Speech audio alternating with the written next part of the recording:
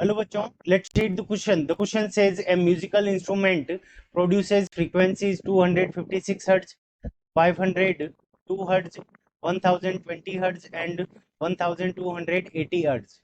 The fundamental frequency is given by option A 256 hertz, option B 1020 hertz, option C 502 hertz and option D 1280 hertz. ठीक है बच्चों, सो इस question के अंदर हमें 4 फ्रीक्वेंसीज गिवन है। सो हमें बताना है कि कौन सी हमारी फंडामेंटल फ्रीक्वेंसी है। सो इस क्वेश्चन को करने के लिए हम क्या करेंगे, की कंसेप्ट अप्लाई करेंगे। अब की कंसेप्ट के अंदर हम देखो, जब हमारा कोई म्यूजिकल इंस्ट्रूमेंट हम बजाते हैं, म्यूजिकल म्यूजिकल इंस्ट्रूमेंट, तो उसके अंदर क्या होता है कि हमारे हार्मोनिक्स होते हैं। म्यूजिकल इंस्ट्रूमेंट, तो म्यूजिकल इंस्ट्रूमेंट के अंदर हमारा क्या होता है, एक होता है हार्मोनिक्स और सेकंड नंबर हमारा क्या होता है, फंडामेंटल फ्रीक्वेंसी। तो जो हार्मोनिक होता है म्यूजिकल इंस्ट्रूमेंट के अंदर, हार्मोनिक, सो म्यूजिकल इंस्ट्रूमेंट के अंदर कोई भी अगर हार्मोनिक है तो वो क्या होगा, n times of fundamental frequency, n times of fundamental frequency. तो अगर फंडामेंटल फ्रीक्वेंसी को अगर हम एन से मल्टीप्लाई करें, एन हमारा कोई नंबर होगा, ठीक है। सो और उसकी वैल्यू हमारी क्या होनी चाहिए, 1 2 3 4।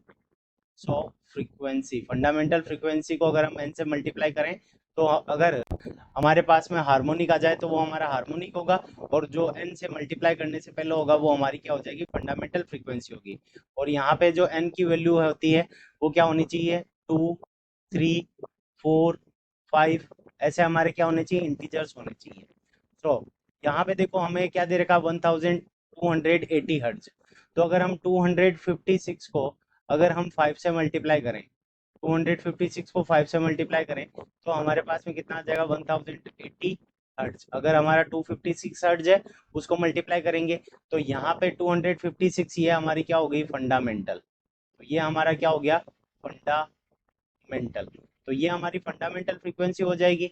और यहाँ पे इसको 5 से मल्टीप्लाई करने पर ये आया 1280, तो ये हमारी क्या हो जाएगी, फिफ्थ हार्मोनिक।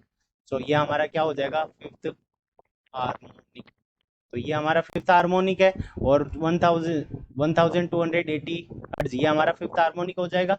और 256 ये हमारे क्या हो जाएगी, फंडामेंटल फ्रीक्वेंसी हो जाएगी। सो ऑप्शन ए के अंदर 256 गिवन है, तो ये हमारा फंडामेंटल फ्रीक्वेंसी है।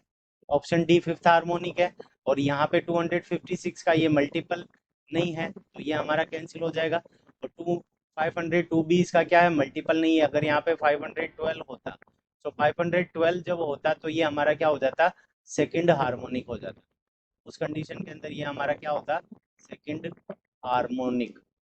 तो अगर यहाँ पे 512 होता तो हमारा सेकंड हार्मोनिक हो जाता। सो फंडामेंटल फ्रीक्वेंसी कितनी होगी, 256 हर्ट्ज।